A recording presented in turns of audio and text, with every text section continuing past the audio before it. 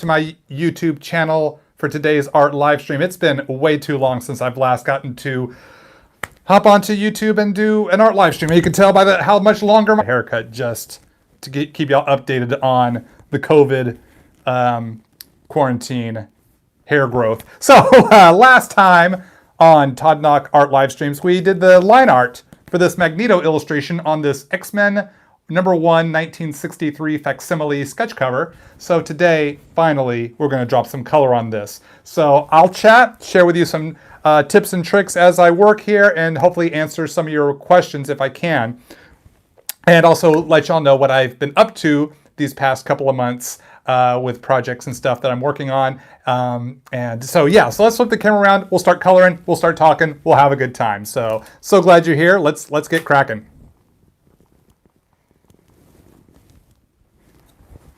So I'm doing today's art live stream back on my iPhone, just because it's a little easier for me quicker for me to get this going. So glad y'all are here. Thanks for the comments, everyone. I'll try to respond as much as I can.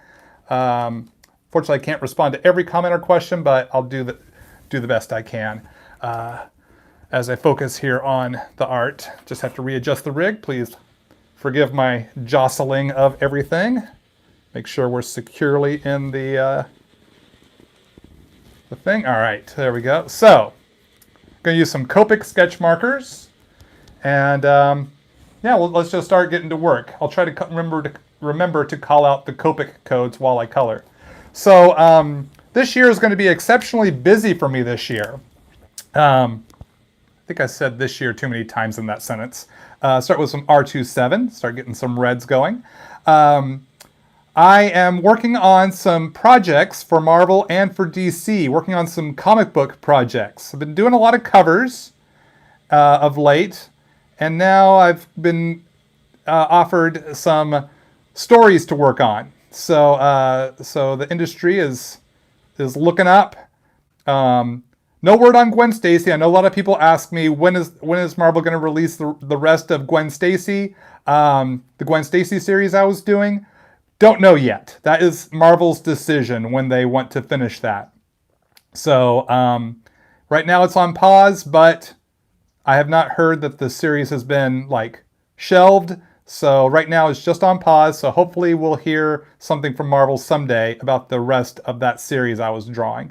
It's a lot of fun. I really am excited about the subsequent issues, and I hope y'all get a chance to read that when Marvel releases them, hopefully someday soon. But in the meantime, I got some new projects I'm working on. Some I can't talk about just yet, but one that I can mention is DC Infinite Frontier #0. I am doing the Stargirl story in that issue, written by Stargirl creator Jeff Johns. Look for that coming out March 2nd. And then stay tuned to my social media for a lot of the other projects that I'm working on, because as soon as Marvel and DC announces the books that I'll be working on, I will be sharing that information with all of you on my Twitter, my Instagram, and all those links will be in the video description of this video below. Not here while we're live, but afterwards I'll edit them in. So if you're watching this on replay, the links should be there now. But they're at the bottom of all the info of all my videos. So any video of mine you watch, or I should say most any video will have my other social media links, so you can go and follow me on Instagram, Twitter, Facebook, etc. So, yeah. So right now I'm just sculpting in with this this shade of red, kind of my go-to red. The reds of Magneto's costume oftentimes have an orangey look to them, so we're going to be coming in with some orange here in a little bit to really kind of capture that very unique shade of Magneto red. It's not straight red like a Spider-Man or a Deadpool. It's definitely a more orange-based red from my perception. So I'm just sculpting out the muscles.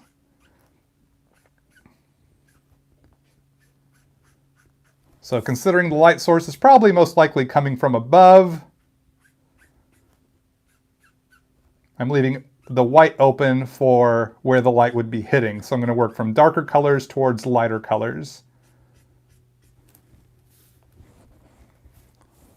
as we go here.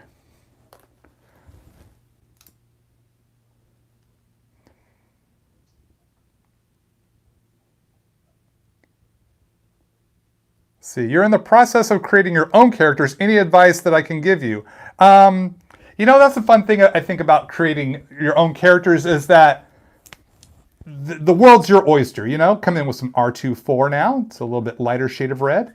We can create characters based on all sorts of things, anything that inspires us, any ideas we come up with, whether it be the concept of the character, the look, the shape, the details of the character, that's all open for wherever our imaginations can take us. So my advice is don't shoot down any idea. Give it a try, give it a whirl. As you're beginning to create your character, don't second guess yourself too much. Just throw it all on the wall and see what sticks. You know what I'm saying? Not that every idea has to be a part of your character, but as you're making notes about your character, making sketches about your character, just really allow yourself to brainstorm and have fun with it and see who this character turns out to be, how their personality might develop, how their look might develop over the course of investing time in creating the character. I think would be some of my initial guideline, or my initial tips, I should say, is that brainstorming, I say go wild, because you never know what might develop from that. So yeah, and gosh, creating our own characters is a lot of fun. I know I've enjoyed creating my characters. I have more stuff I want to do with my creator-owned stuff, and I have so many other characters I've come up with ideas for that I look forward to either designing, fleshing out, making more notes on, or integrating into some story ideas I have. It's just finding the time to do that. So yeah, so good on you. Good on you for creating your own characters.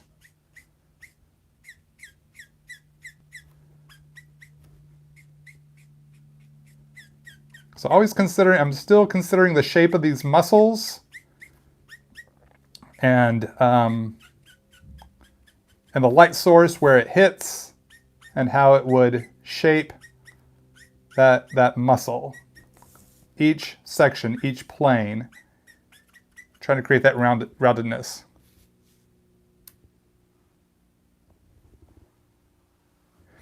Let's see, what ink do I use to ensure it won't smudge when I color over it? I use Pigma Micron markers and the Pentel Pocket Brush Pen.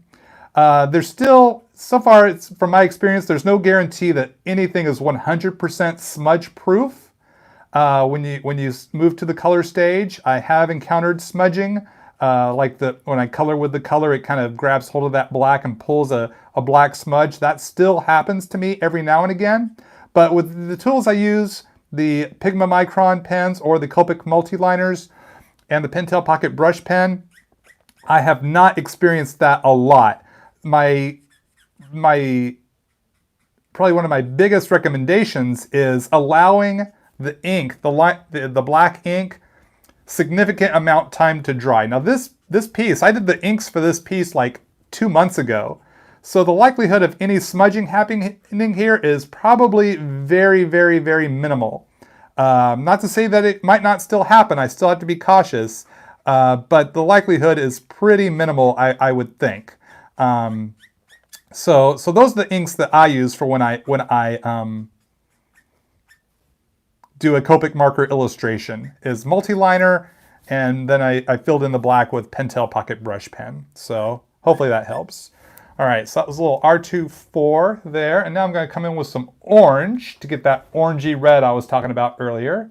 I think this YR04 might be the color I want to work with here.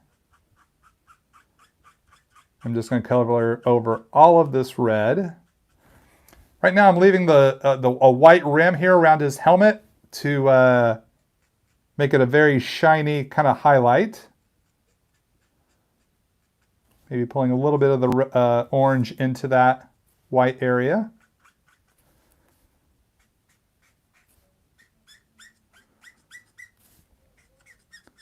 To create a very orange-based red.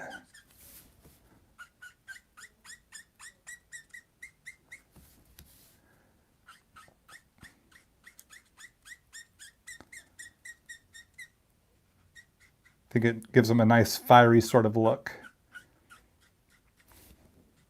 First time I really noticed that Magneto's, now it's not in every time we see Magneto, but oftentimes, at least when I first started reading Marvel Comics as a kid in the 1980s, I got the Marvel Secret Wars comic series and the Marvel Secret Wars action figures, and I noticed that Magneto's red of the action figure was a little different than the different shade of red than the red that was used for the Spider-Man action figure.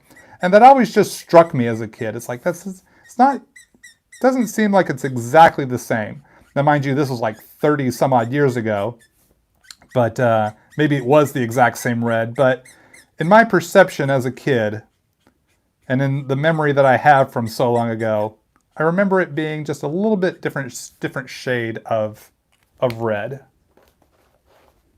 So I'm going to come back with a little bit of this R24 just to kind of, because the orange I feel is maybe overpowered the reds a little bit. Just going to come in with this R24 to kind of bring back a little bit more of the red, kind of help even it back out.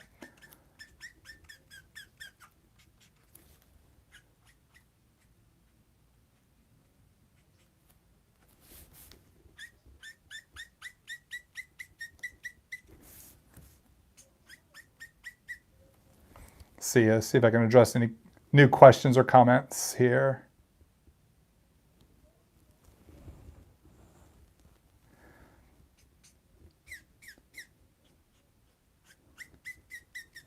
Let's see what.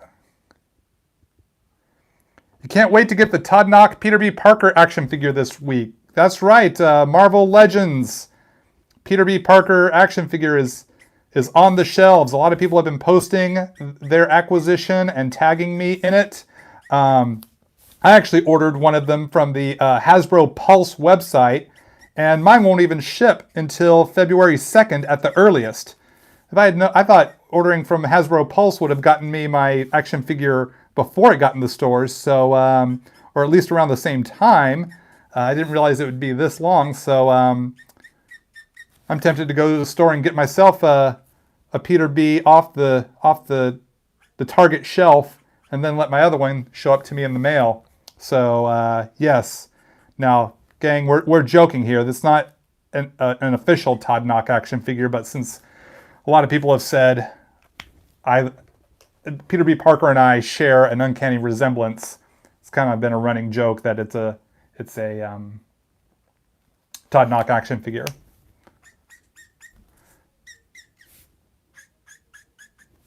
So I'm going to layer in just a little bit more orange. That's kind of the fun of doing colors here, or creating art, is that, you know, you can, it's kind of like cooking without the recipe. You know, it's just like a dash of this, a dash of that. Oh, need a little more salt, a little more pepper. Oh, need a little more salt now because I had a little bit too much pepper, etc. So just kind of really trying to bring out the vibrancy of the color by layering in multiple layers of color. Some red, some other red, some orange, back to red, back to orange, and just kind of beefing it up. So really punching up the vibrancy of the color there.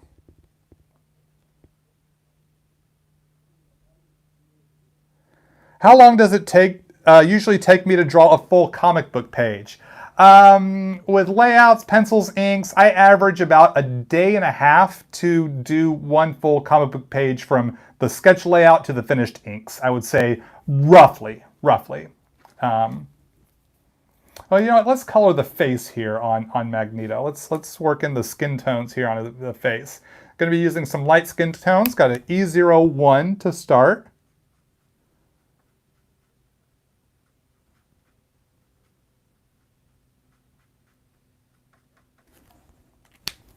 Then I'm going to change up to the E00. How have I been? I've been well, thank you. Just been very busy with work. Earlier at the top of the show, I was mentioning that I'm doing different projects for Marvel and DC. Some have been yet to be announced. One that has been announced, DC's Infinite Frontier #0, coming out March 2nd. I did the Stargirl story in that comic book. Got a lot of covers. I got a whole lot of more covers coming out, especially my headshot series with Marvel. We got more headshots coming out. just drew more headshot covers this weekend. So, and those are off to my colorist, Rochelle Rosenberg, to work her magic. It's got with the colors, got some R11 here. Gonna drop a little bit of red, or pink into his nose here. A little pink through the bottom lip, a little pink there on the chin. So I've been busy, so I haven't been able to live stream as much.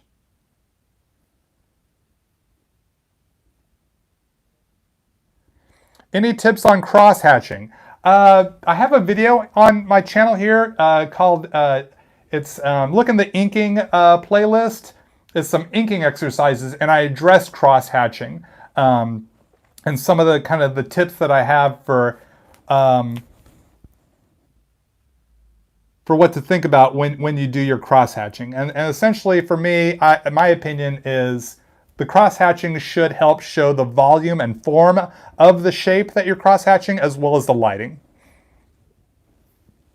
So, but if you watch that video, you'll see me doing some inking techniques. Since I'm doing colors right now, I can't really explain some of my inking techniques in this format so much. But yeah, definitely check out my more of my inking videos, as well as maybe some of my penciling videos where I might have done some cross-hatching. So I got some RV15 now for the purples. We're going to start dropping in the purples of his costume.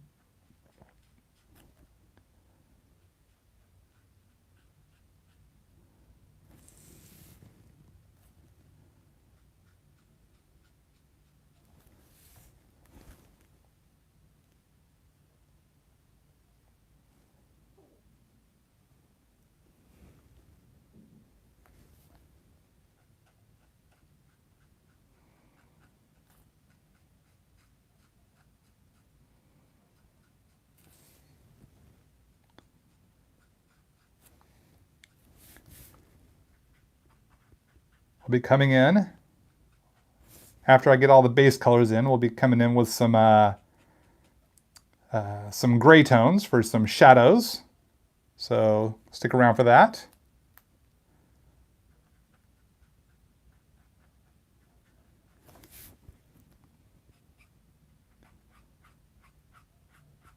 And if you noticed, or if you watched the line art video, I did blue ink lines for his magnetic power signature. So I'll be coming in with some blues for the magnet effect, the magnetism effect. And that'll be fun to see how I can get those blues to interact with the purples of his gloves. Now I believe his harness and the studs here on his harness are more of a metallic sort of texture. So I'm going to try to give them kind of a bit of a shine here. So like I said, the light was coming from above, so the light's hitting on the tops of these studs, and that will help convey a shiny metal sort of look.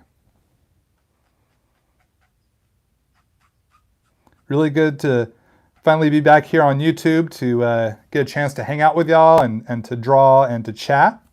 So I appreciate y'all being here. Thanks for being so patient with me. I'm going to try to find ways to, hopefully find ways to broadcast a little more regularly here on my YouTube channel, and maybe even do some Instagram art live streams.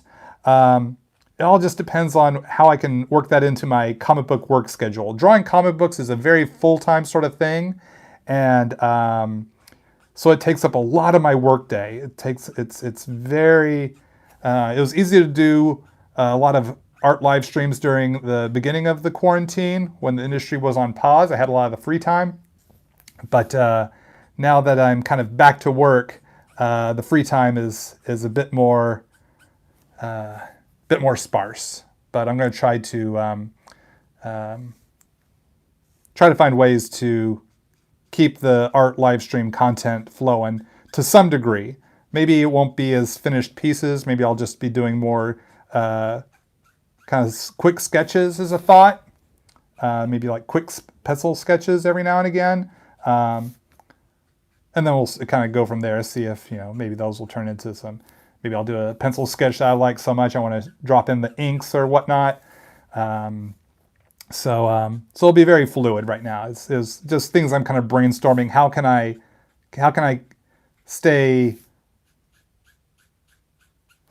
busy here on my live streams, but still keep up with my work deadlines? Because, you know, got to pay the bills, got to get the comic books drawn in time so my books don't get late, my editors don't get upset with me. So it's quite the juggling act, but I definitely hope to try to not wait 2 months before my next art live stream. That's a bit too long in between streams.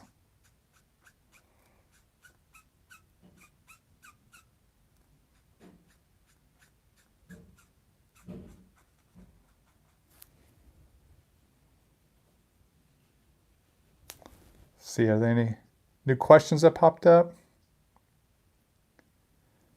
Any tips on drawing chrome characters like the 90s style Silver Surfer drawn by Jim Lee or, what was that, Jim Starlin? Let's see. You know, I'm sure I would have tips. It's a little easier for me to think of the tips when I'm actually drawing a character like that. I would say look through my channel here. For the quickest answer would be look through my channel here, see if there, I know I have a Silver Surfer post-it note sketch I did this past summer during the San Diego Comic-Con weekend. I probably have a Colossus video on here. So I would encourage you to check those out to see kind of what I said there. And hopefully I can do a metallic character, a character that's more predominantly metallic in an upcoming or future art live stream where I can continue to address my approach to drawing a character like that. But, you know, as I continue to work out here on this this harness and his helmet and his belt, which are, I believe, definitely to be more metallic, I'll continue to share my approaches. And even though it's not a silver like Silver Surfer or Colossus, it's still shiny metal. Still kind of the similar thought process, even if the colors are different, if that makes sense. It's still trying to create a reflective surface. So I think that'd probably be my best answer at this time, even though that's a bit of a wibbly wobbly answer. So yeah, so that was some V15. Let's come in with here with a little, get a little experimenty. Yeah, let's try a little BV34. I want to kind of create kind of a shadow, kind of a darker shade of purple. This is a very different, from a different family of purple, but I want to kind of work in a much darker shade of purple here through his helmet and through this metallic UH, not the rock group Metallica. It's metallic. The studs and harness here. So right now I'm experimenting, gang. I have gone into full experimentation here because I'm trying to do something, I guess, different. I want to do something that's maybe not quite as expected with my colors. And so I'm kind of throwing caution to the wind here. And you know what? I'm kind of liking it. I guess because this era Magneto is more of a bad guy. So I want to kind of create a bit of a darker sort of vibe around him. And I felt like this first layer of purple I put down was a little too bright. And I wanted him to be a bit darker. So I'm working in this BV34, which is more of a bluish, BV stands for blue violet, to get that darker shade to kind of mix with that V15. And I'm kind of digging on the results. It's kind of creating something cooler than I expected. And, you know, that's the risk of that we run doing an experiment. Either it's going to work out hopefully well, but it could also work out really wrong. And I have done experiments that did not turn out right at all. But that's the thing about experiments, and that's why experimentation is good, is because what happens when we experiment, whether it works out right or works out wrong, there's still value that comes from that, and that's called experience. We learn from our experiments.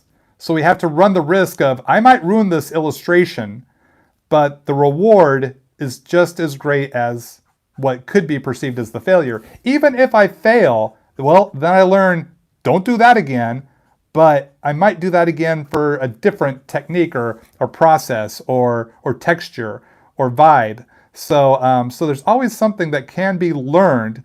And if we have ourselves open to learning through the process, oh, I forgot this side of his cape.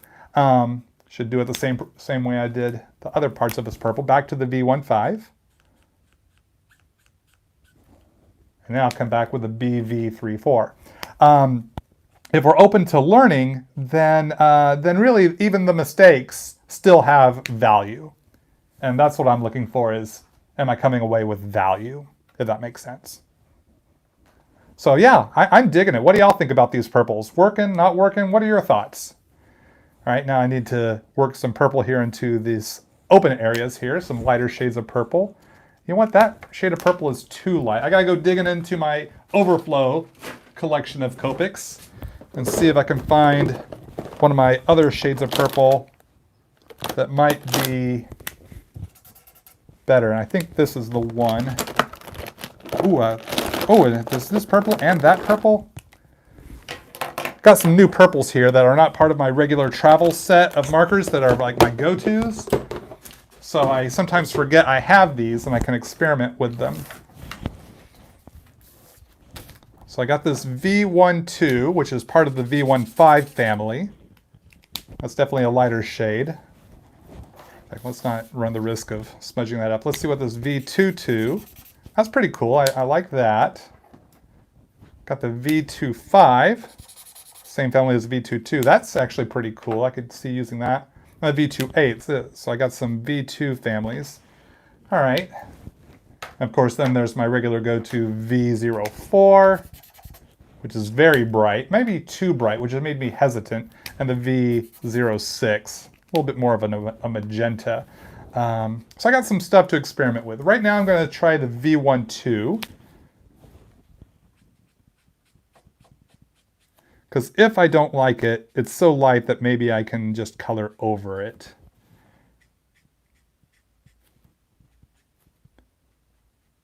With a darker color. Can kind of hide it if I don't like it. And right now, I'm liking it. It's working for me. Let me scroll down here and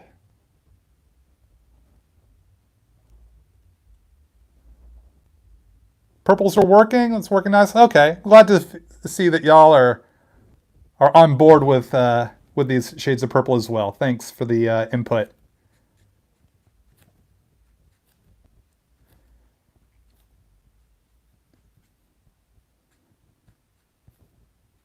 So putting that lighter shade of purple on this other side here so that there's the white highlight, moving to a lighter shade, moving to a darker shade is the mentality of what I'm going for there.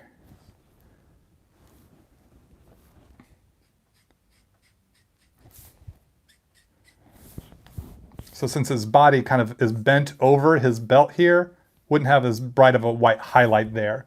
But it can merge over here into what is a brighter highlight because this part might not be as covered, but this part probably would be because of the cape and it curving around to his back. So I'm thinking of, so when I'm rendering, when I'm shadowing things, whether it be with my line art or my color art, I'm thinking what parts of the body are overlapping the other parts. Like see here, this part of the arm kind of got hatching there, not really cross hatching, but it is tucked in there, so it's going to have a more shadow, and through here we'll be coming with darker grays. His face and helmet overlap this part of his shoulder, and then the cape, of course, is overlapping his arm. So these are things I'm going to be thinking about in how I render the shapes through color or lines. So it's a constant thought. Things I'm often thinking about as I'm working through an illustration. Now his cape is not really metallic, even though I think story-wise he has metal fibers laced within the fabrics of his costume so that it makes it easy for him to lift himself and carry himself around and utilize his costume. So, but it's not going to be like strictly metallic like his harness, his helmet, and possibly his belt there. Though I would hope that there's some give to that belt, otherwise that would really hurt when you bend your body.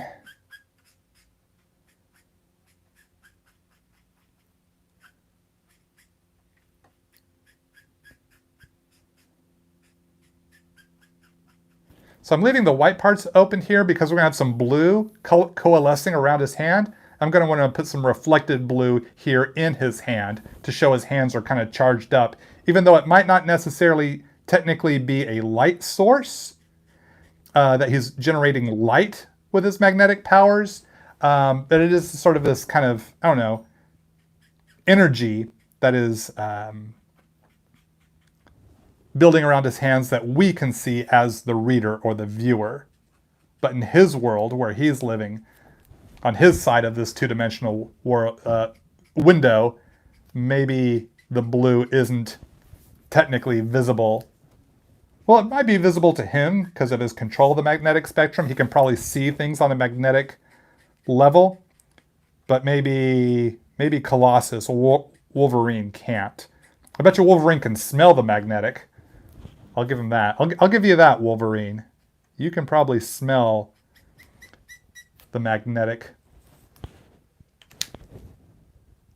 energy, crackle, power, words. Let's see, I kind of dug that V25. Kind of want to bring this in for that same sort of thing I was doing with that BV34.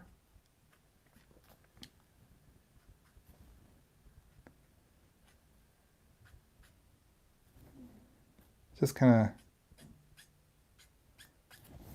just a little bit.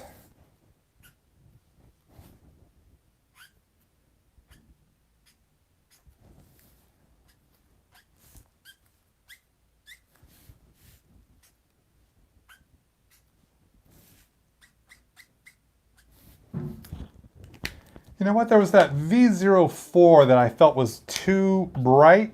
I actually want to work some of this into parts of his harness, just to really give these studs a bit more potency, if you will, to really let his harness kind of stand out and the metal parts of his helmet and belt stand out from the cloth of his uniform.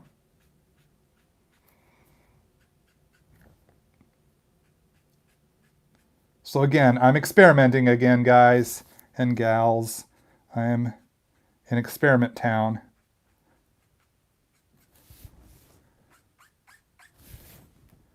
And we'll pump up right through there. All right, that works. That works for me. Now I'm leaving this part here, leaving these parts open white, because that is the light hitting the metal.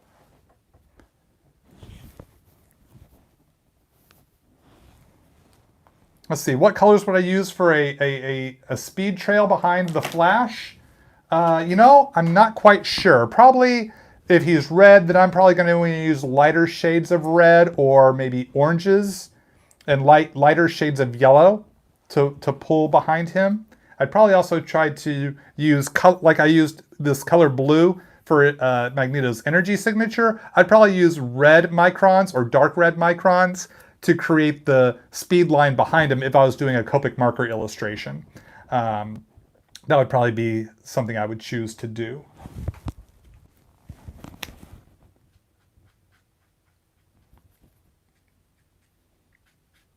Sometimes I don't know until I'm actually into coming back in with a little V12 here, just to kind of blend things together. I like to use the lighter shade of any given color set that I'm working with, like light orange here, on the reddish orange body or the shades of purple.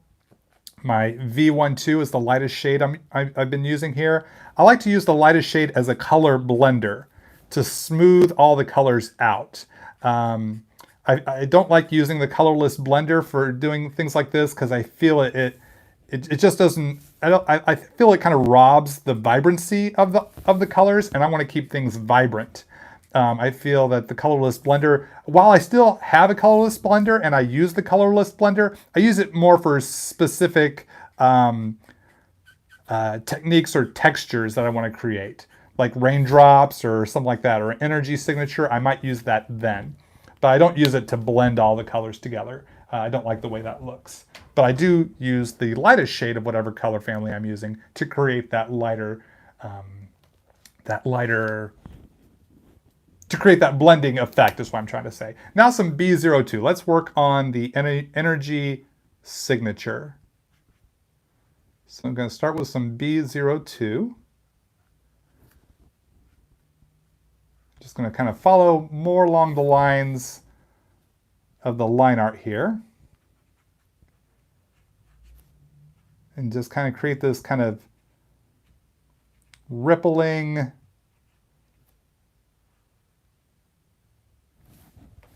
energy wave.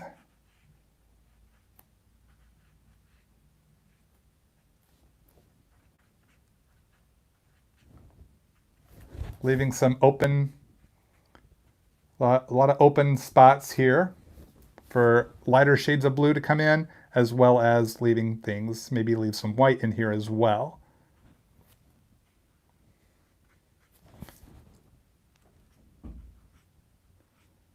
This is where the brush tip is really nice. I can get some thicks and thins. I get thicker, the more I press down the marker, the thicker the line, the less pressure I give, the thinner a line.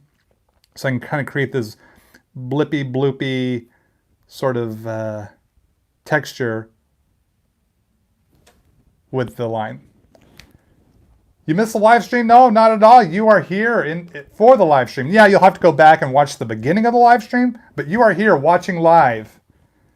Thank you so much for tuning in. I know I forgot I still need to color the inside of his cape, which I wanted to be a darker purple so that the lighter purples and his body really pops towards us. So right now I'm going to, let's go ahead and color this before I get too far into the energy signature here. Nice to have me back on YouTube. Nice to be back. So I'm going to start with this V28 I was using earlier, or I tested out earlier. I haven't really used this one yet. This is just kind of my base shade of purple here. Kind of trying to get a dark purple going. I'll probably vary different shades of purple here as I go. Right now this is a little too grayish of a purple. I want it to be a little more vibrant than this. I need to enable super chat. Do y'all want super chat? Is that something that y'all would like to have the option of?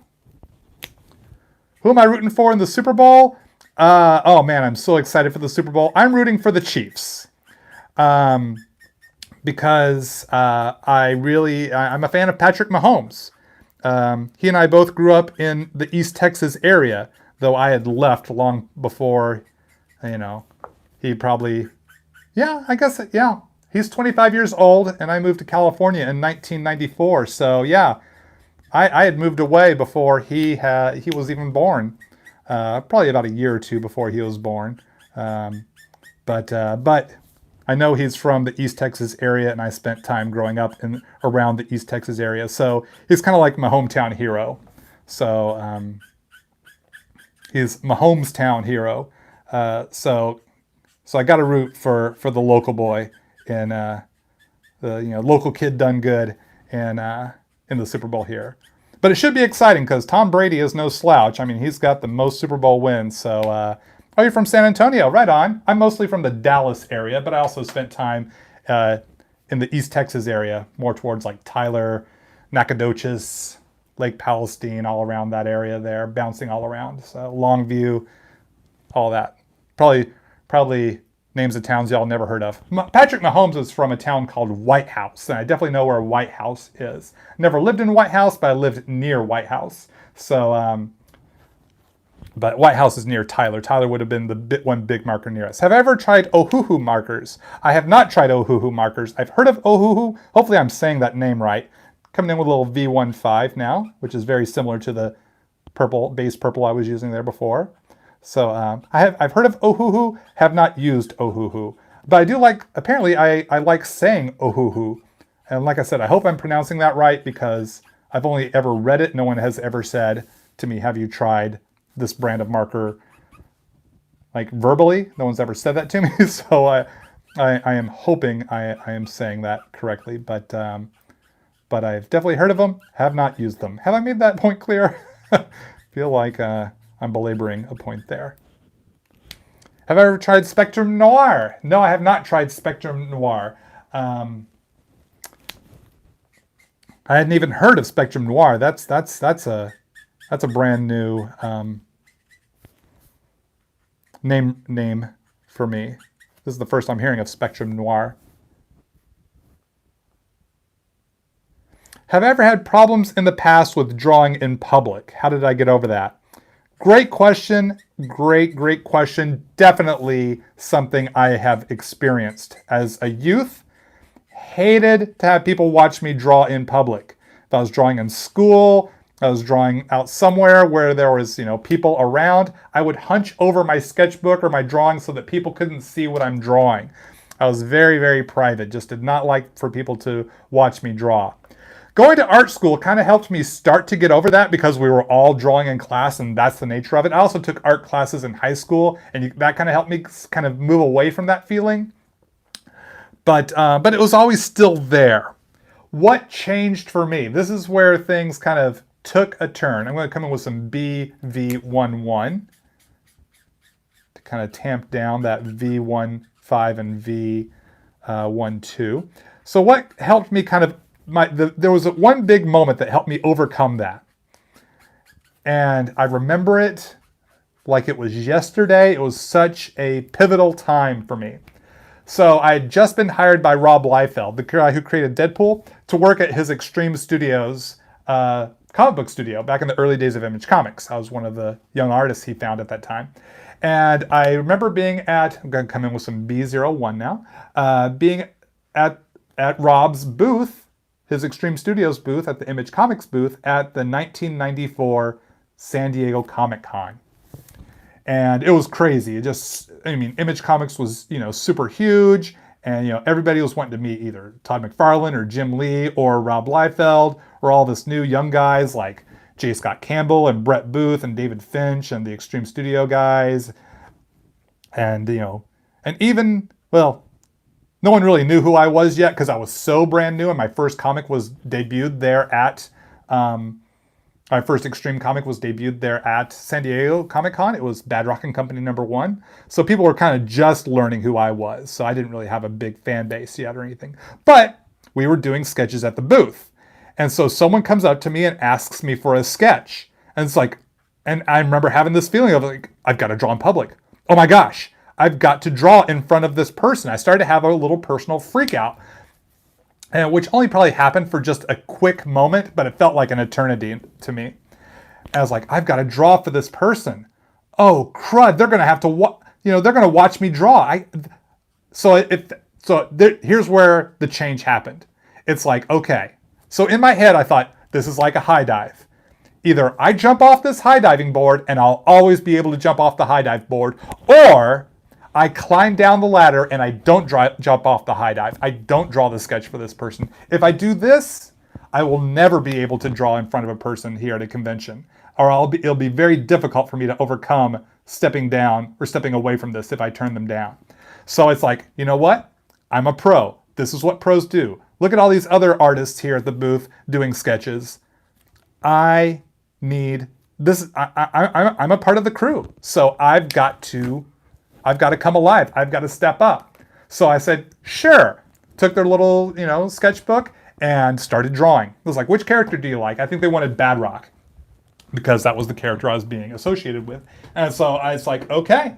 And so I just started drawing and they watched me, and it felt a little uncomfortable at first, but it was what needed to happen. It was the step, my first step into a larger world, and I got over it. It's like, hey, this isn't so bad. They were happy with the sketch I drew for them, and it's like, I got over that fear, because it's like, I drew, they smiled, good times all around. And from then on, never really had a fear of drawing in public ever again.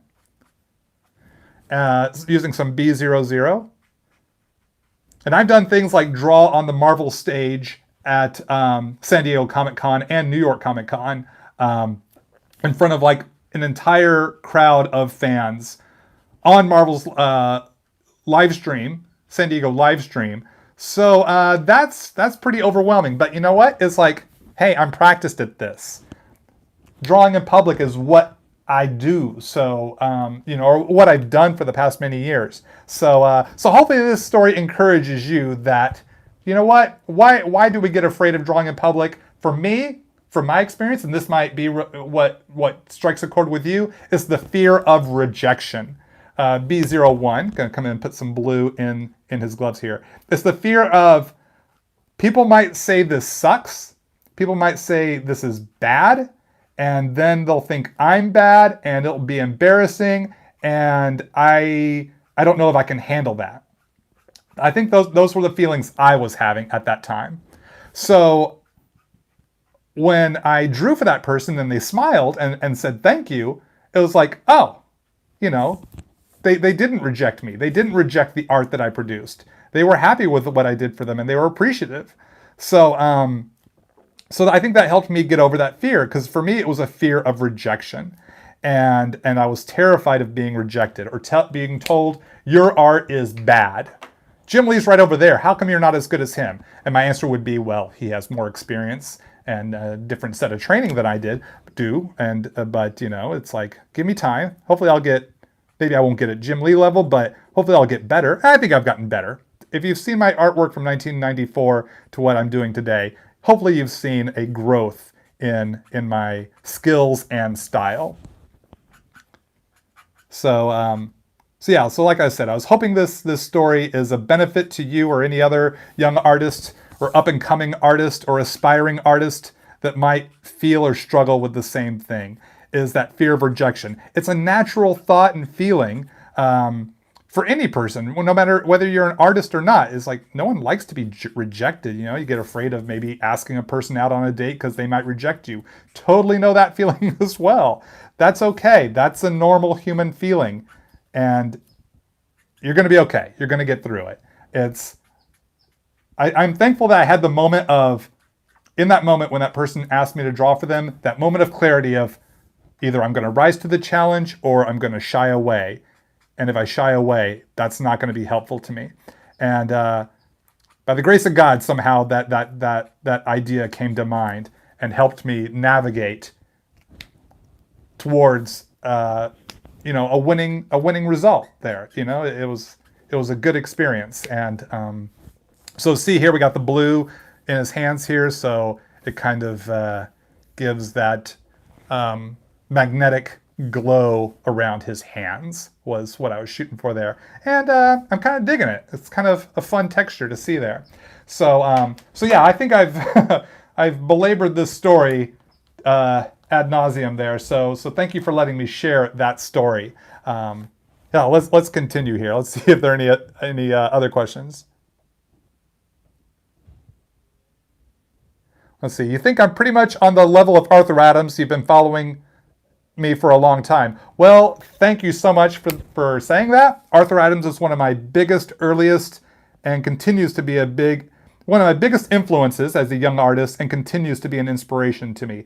I have since gotten to meet him and befriend him. I see him at conventions. He's very kind and gracious to have conversations with me. He and his wife, Joyce, they are amazing people. He's an amazing artist. If y'all are not familiar with Arthur Adams, look him up. He's on Instagram. Look him up. Check out his art. I guarantee you won't be disappointed. He is an amazing artist. He has influenced a number of us young artists, and still continues to influence artists to this day with his work, I believe. He is just that amazing. So Ian, that's a very high compliment to me for you to say that. So thank you so much for those kind words. Let's see, you're struggling. You want to get into comics, but you're struggling with finishing pages. Do I have any ideas or tips? Whew, that is a challenge. I'm trying to think of what my answer to that might be. So I came in with a little triple B triple zero to kind of create a little light blue sculpting in the eyes and shadow here on the teeth, and now some cool gray 1 now. Drop in these realistic shadows, or what I call, quote unquote, here's some little air quotes for you, realistic shadows. Kind of takes out what I call the Skittles candy look, where everything's just so colorful. You start dropping in these grays, and then it kind of gets a little more gritty, gets a little more grounded, and we're going to do quote unquote reality. So a little cool gray 1 there. We're going to come in with a little darker cool gray 2. Still going to try to address this. How do you finish pages? For me, it was... Okay, another Todd Nauck convention story. Y'all ready for this? Todd Nauck convention story time. I don't know where this theme song just came up from, but apparently that's the theme song for when I'm going to tell you a story about me at a comic book convention. I learned a lot at comic book conventions. Let's just say that. I learned a lot at comic book conventions. A little cool gray 3. So I'm dropping this cool gray here on each side of his helmet. Let's bring that up a little closer there. Kind of creates a nice shadow is what I'm looking for. So, where were we? Oh yeah, Todd Nauck convention story. So, my very first time to go to a Comic Con. I was 18 years old, just graduated high school, and was looking to try to break into comics. Now, at this time, it was 1989. Me and my friend Chris went to our first convention. He was my he was a longtime friend. We've known each other since we were 4 years old. And during high school, especially, I think it was my senior year, he saw I collected comics. He got into collecting comics, so I now had a comic collecting buddy. He goes, Todd, there's a convention in Dallas. Let's go. And it's on Thanksgiving weekend. So we went out, and I had my portfolio, and I was showing it off. And that's a completely different story for another time. But one thing I was doing was trying to get information about the industry, because back in 1980s and, well, I guess before Wizard magazine showed up in the early 1990s, there wasn't a lot of info about the industry unless you read Marvel Age magazine or Comic Scene magazine, which were kind of... Marvel Age magazine was easy for me to come by because it was for sale at comic shops, but not every shop, or the one shop in my hometown, carried every comic book trade publication. So it was kind of hard to learn the specifics of what I wanted to learn about the industry. There was no one around for me to ask specific questions of, and not every magazine would have articles based on what it is I wanted to know exactly at that time. So now I'm at a convention. There are pros everywhere. Well, more pros than I'd ever encountered. Remember, this is before the internet and everything. So before the internet was public, I should say. So I couldn't look stuff up online. So we're going to jump right to the point of the story. So I was asking questions of professionals. I'd go to the table, meet them, ask them questions. They were kind enough to answer. And I would eavesdrop. I was eavesdropping on who I believed were other professionals' conversations. Now, mind you, this was the early or late 80s. And I didn't know what every artist looked like. I didn't know what an artist, any specific guest, I didn't know who they were until I saw they were sitting at their table with their name placard. I could walk, another story for another time, but I embarrassed myself trying to find out which artist was which. But what I'm trying to say here is people were talking, they sounded professional, they were sitting at tables and booths, so I assumed they were all professionals. Now, I'm sorry, this story is a bit long, far more long-winded than I intended, but this is the first time I think I'm telling this story. So I overhear somebody say, and this stuck with me and influenced the way I produced my artwork. I heard someone say, John Byrne, legendary artist John Byrne, y'all know who I'm talking about? X-Men, Fantastic Four, Superman, Iron Man, almost every Marvel and DC character he's worked on through the 80s and 90s, 70s, 80s, and 90s. I heard somebody say, well, John Burns says that the Marvel rule is 2 pages a day. I'm like, wow, you've got to be able to draw 2 pages a day if you want to work for Marvel? Well, if that's what the Marvel rule is, and if that's what John Burns says, then I believe it, and I shall achieve it. So, did not mean for that to rhyme. So I began to teach myself how to draw 2 pages a day. And it's like, because that's the Marvel rule, and if that's what John Burns says, then, I mean, he's a mega superstar. How can that be wrong? You know, I've got to do, if I want to do what John Byrne does, then I've got to do what John Byrne does. If I want to be a comic book artist like John Byrne, then I got to get to work and start producing art. So I started to teach myself how to draw 2 pages a day. And so that kind of helped me learn how to complete a page. It's like, this has to get done. Comics books have to get done. And if I seriously want a job in drawing comics, then I've got to be able to complete 2 pages a day. So whenever I had free time, I would just draw like a wild man. You know, I'd strip down to just wearing a fur loincloth and, you know, let my hair get all dirty and matted and just, you know, draw like a literal wild man. Okay, dad joke there. Sorry, gang. Had to work in a dad joke. It's been too long. So that's kind of helped me learn how to finish a page, was just this fear of, can I do 2 pages a day? And so that just kind of, I had no other option, I guess. So it kind of forced me. It was kind of this forced standard on myself. Now, I come to learn years later that I don't know if that's truly what was Marvel's rule. I've never heard that ever since. Just because I overheard a person that I thought might have been a professional say that doesn't necessarily mean that was gospel. But you know what? It paid off for me. It worked for me. It helped me get to the point of being able to produce a full comic book page. Now, mind you, my first pages were terrible. Everyone's first pages are terrible. They're ugly. We make all sorts of mistakes.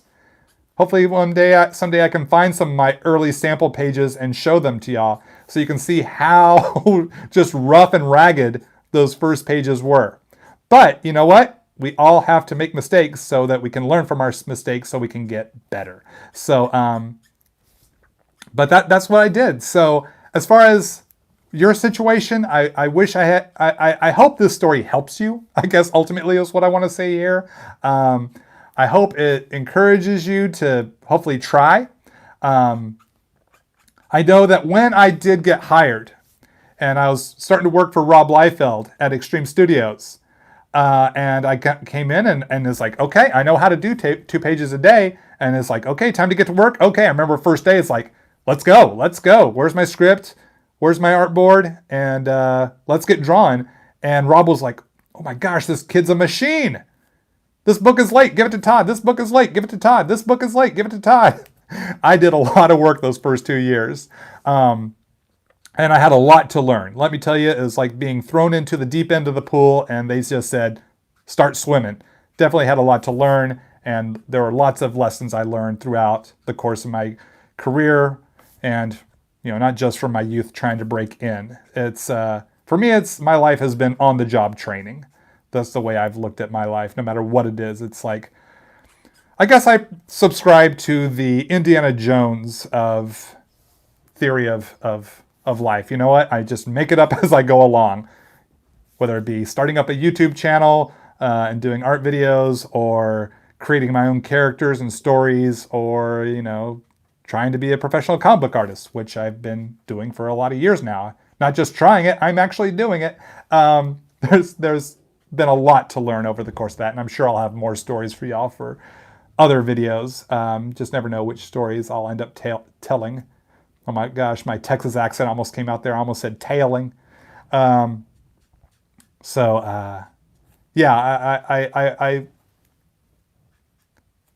I hope that story is of some help to you, person that asked that story.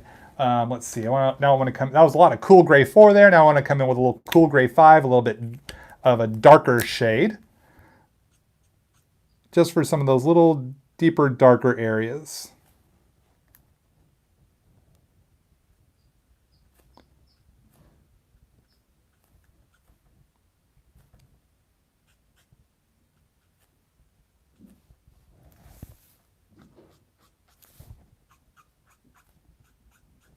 Another lesson that I learned there, back to the eavesdropping at professional, or who I thought were professional people's tables, which they might have been. It could have just been just random Joes just standing there chatting, and I didn't know who they were. Couldn't see their name badges. Heck, I don't even know if they had name badges with names on them at that convention in Dallas back in the day. But something I learned is maybe eavesdropping on conversations isn't the best thing to do if you're looking to get information.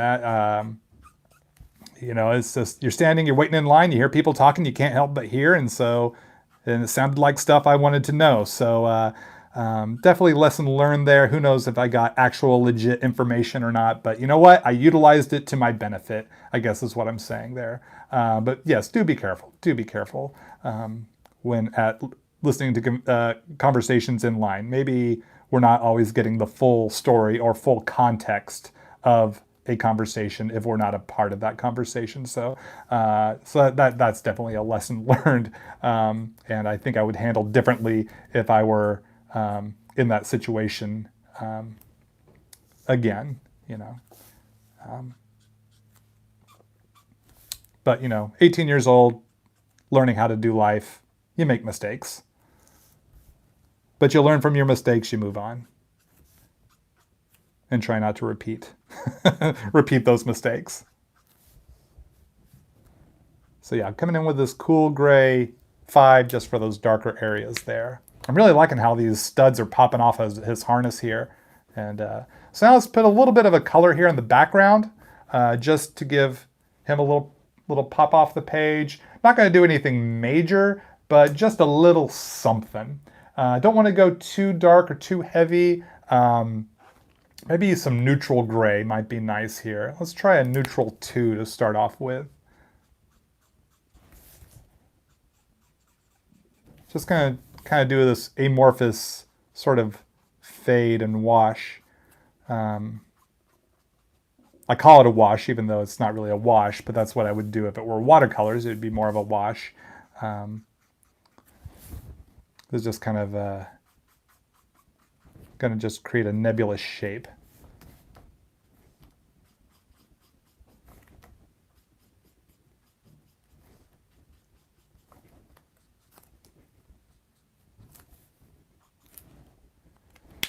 How do I color Impulse's goggles? I use different shades of yellow and some light kind of brownish and shades of gray. I'm almost positive I have an Impulse video here or two. So look here on my channel, and I'm sure if you search Todd Nauck Impulse here in YouTube, you'll find that hopefully my video will come up, and it will you'll be able to see me do it, step by step, and you can then hopefully utilize those skills. Unfortunately, in a situation like this, because I'm working on this character and with these colors, I can't really think of how, for me, it's better for me to demonstrate than just actually verbalize. So I would say, please do watch my Impulse video, because I'm almost positive I have one of those on here, and it will hopefully show you everything you need to know about coloring Impulse's goggles, or anyone that has a colored goggle like Booster Gold or Blue Beetle or, I don't know, Eradicator Superman. So that unfortunately that would be my best advice in response to that question. But thank you for asking it. I love drawing Impulse. Love drawing him in the Young Justice series.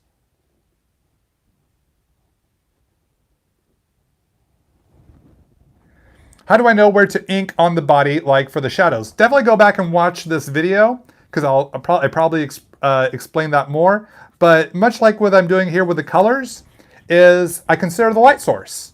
The light source coming from above. So where would the shadows be? On the bottom sides, or the opposite side of where the light would be hitting. So that's kind of the quick version. But like I said, go back and watch this video or any of my penciling or inking videos here on my channel, and I'm sure I probably discuss some of my aspects of that. I think someone asked about what's new with the Gwen Stacy story. For those of you that just tuned in, maybe missed the top of the show here, the Gwen Stacy series that I was working on last year got put on pause. So only the first 2 issues came out. It got put on pause because of the COVID situation. So we're hoping, the writer and colorist and I, the creative team, we're hoping that Marvel will someday release the rest of those issues 3, 4, and 5. I would love for y'all to be able to see those comics and get the full story. I know we had fun creating it. So right now that's in Marvel's hands and when they would choose to do that.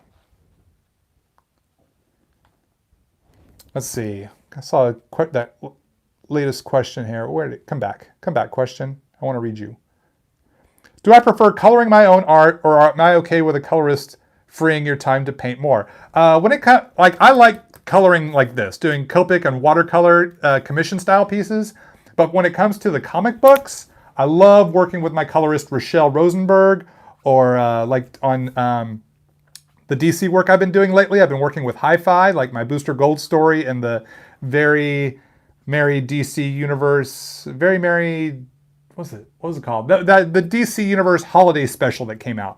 Hi-Fi, Brian and Christy Williams colored that story. It was great working with them, and they're coloring my Stargirl story in Infinite Frontier, using some Warm Gray 1 to drop in a little warm gray into here. So it's great working with them. Yeah, I'd rather they color the interiors and the covers, just because it allows me to keep the production line going. It takes a lot of time to just do the line work for a comic book, so it's better to work with a colorist so they can work their magic and I can focus on telling the story with the visual line art and let them bring the colors to it. So they are definitely far better at it, the computer coloring, than I am, and do it in a much better way. That I'd rather let them, like I said, work their magic so I can focus on the 2 jobs I'm doing, which is penciling and inking, and that takes up a significant amount of time as it is. But I do want to continue to learn more about computer coloring so I can get more proficient at it, just for my own edification and skills. Just coming back in with a little more Cool Gray 4 here. Just want to sculpt out some more of the costume part of his muscles there. You pull through the cape there a little bit more. All right. I think we're almost done here, gang. This was a lot of fun to do. I definitely had a great time with this. Actually, you know what? I want to add a little bit more. Just want to trick out his magnetic feature here. Oh, you've been going for just over an hour. I think it's these stories that have really slowed me down. Hopefully, I hope y'all don't mind the stories of young Todd and what he learned and experienced either in the industry or trying to get into the industry. Hope y'all don't mind that. Either live viewers or people watching on replay, I hope you don't mind the stories of my past and the lessons I learned. Just going to kind of dot in. We love the stories. Thank you. I'm glad to hear that. I guess if you didn't like the stories, you wouldn't watch my videos and y'all wouldn't be coming around. So I do appreciate everyone's support. So I'm just going to kind of drop in some dots here, almost in like a Kirby Crackle sort of sense, just to kind of give a little texture here. It's not too over the top.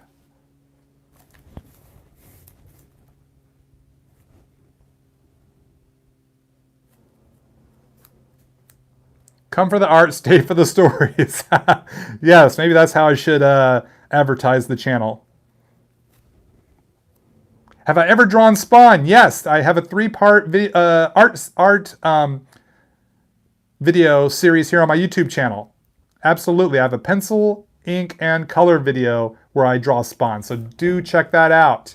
Absolutely.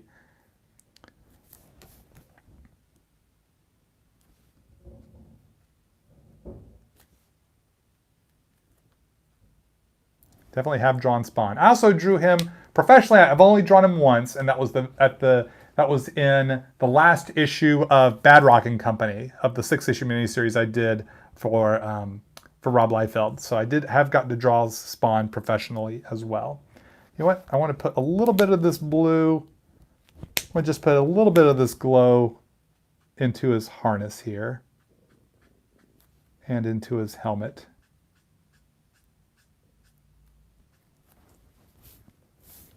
Maybe reflect this in across the leg there just a little bit. Maybe pull it up into the cape. I think someone asked, what's up with WildGuard? Thanks for asking. For those of you that don't know, WildGuard is my creator-owned series and story I did. You know, I've been noodling on a little one-shot story just to practice my digital drawing skills. It's something I've been penciling, inking, and coloring digitally. And it's been a lot of fun. I'm about almost halfway through that one issue. Now that I'm doing all these projects for Marvel and DC this year, it'll probably be well over another year before I have that new WildGuard story available to release. But I am trying to get a new WildGuard story out there just for the fun of it, just because they're my kids, they're my characters, and I miss drawing them and telling their stories. So, so I am hoping I can do more with that here in the not too distant future. Go throw some of this blue here on his belt.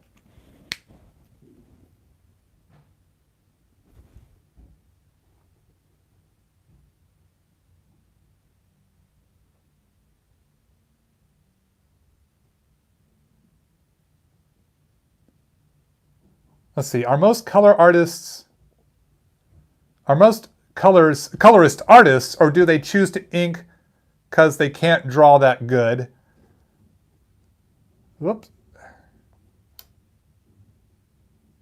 Sorry, gang. Let's see, I'm trying to read this question here. Just asking because you like to color in stuff, but you can't draw that good.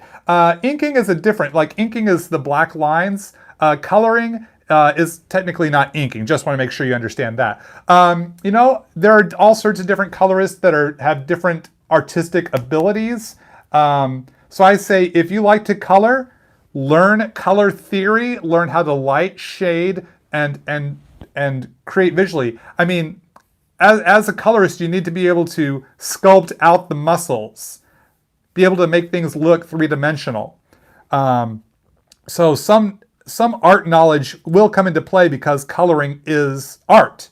It is art. So if you want to be a professional comic book colorist, you will need to start learning anatomy and how to shape things. Even if you're not able to draw this image, you'd want to be able to know how to color, to render this image, to create the shadows needed in the right places based on the light source and the shape of the muscle and things like that. So that is something to keep in mind.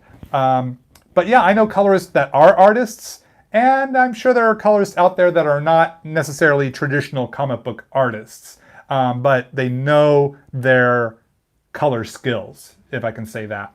I think someone mentioned, what about the shadow underneath Magneto's nose? You're absolutely correct. Maybe a little bit under that lip as well. Definitely need to hit that spot, so thank you to the person that asked about that.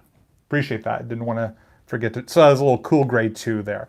Not going too heavy with the shadow under there because I don't want it to look like a J. Jonah mustache. You'll be waiting on WildGuard with bated breath. Awesome. Thank you so much. It's some of my best work of all time. Well, that means a lot. Thank you. I love doing my creator-owned stuff.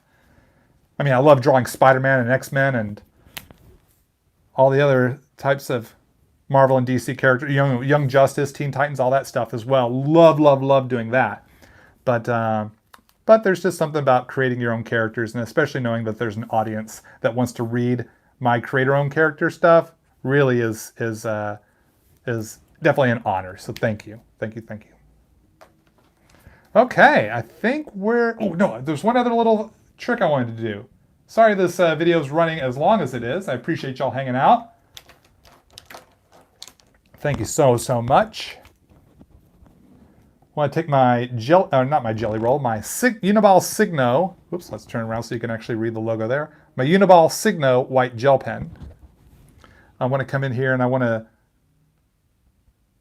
I'm going to create some little white sparkles in here, just to give it a little more eye candy, a little more something for the eye to play with.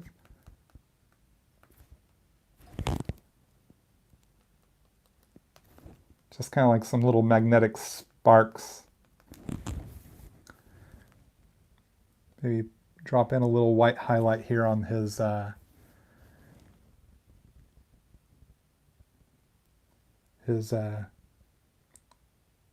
horns on his helmet here, whatever you might call those. Maybe put in another little highlight right there. Just kind of dropping in just a few little highlights.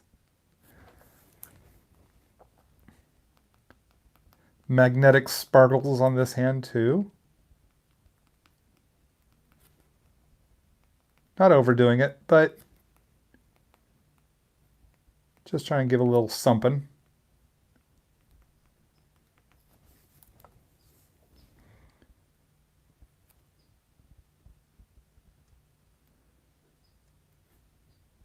Maybe like a little reflected sparkle, or highlight, I should say, not sparkle, but highlight here on this opposite side, just for a little more, like I say, eye candy.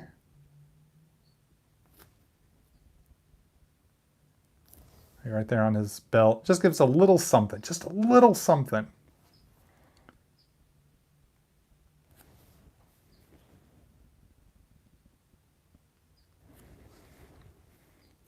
All right. Where's my Micron pen? Let's see. Trying to find a place to sign it. I used so much space that I didn't really create a space for me to sign the comic or the illustration. And then today's date, we finished this on, is today the 31st? Yes, the 31st.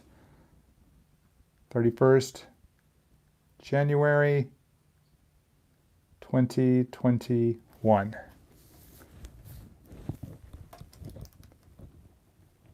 It's double signed. Well, yeah, it's got my cover signature there, how I put my name on all the covers that I draw, but then my actual comic book art signature, like right there, the two different ways that I sign my name to the art I do. Like if you pick up a comic book that I drew the cover for, like one of my variants for Marvel, you'll see Nauck on there. Or even like my Young Justice comics, you'll see a Nauck on there. But then when people ask me to sign their comics, like at a convention, chickadee-jop-bop-bibbidi-boo is the technical term for when you actually, the motion of signing something. Don't ask me to repeat it. It's a one-time only sort of word that I just came up with. You want to see me drawing X-Men full-time? Thank you, Comics Legend. I would love to draw X-Men full-time. I love the X-Men. It was one of the first comic book I read regularly as a kid. I discovered the X-Men on the Spider-Man and His Amazing Friends cartoon. That's where I first learned about the X-Men, and I was so intrigued by these characters. That's what led me to reading comic books, because I wanted to know more about the guy who shot lasers from his eyes, and the Australian guy with the claws, and the big metal guy, and the Storm Lady. So yeah, so that's I have a deep affection for the X-Men of all sorts, from the 1980s to present day. So I'd love to draw the X-Men on a full-time basis if, the opportunity ever arose. So let's flip the camera around here and we can sign off on today's art live stream. One moment. Okay, pull everything around, then we flip the camera. Sorry, gang. Sorry about that. We need to, I want to flip the camera around. There we go. But I ended up changing apps, so I was all of a sudden on Twitter. Not where I wanted to be. All right, let me scooch the camera back there a second. Do I use OBS to stream? When I'm, oftentimes. Right now I'm doing a stream from my iPhone, which I used to do in the past. Then I started using my Wacom Studio tablet, Mobile Studio Pro tablet. I was using that for a long time, or here more recently with the two cameras.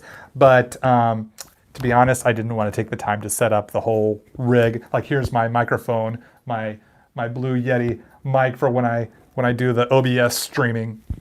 This is my mic here with the pop filter and everything like that. But I just didn't want to do all of that. And I thought, you know what? It works great on iPhone. Let's just do that. So the Impulse hair, yes.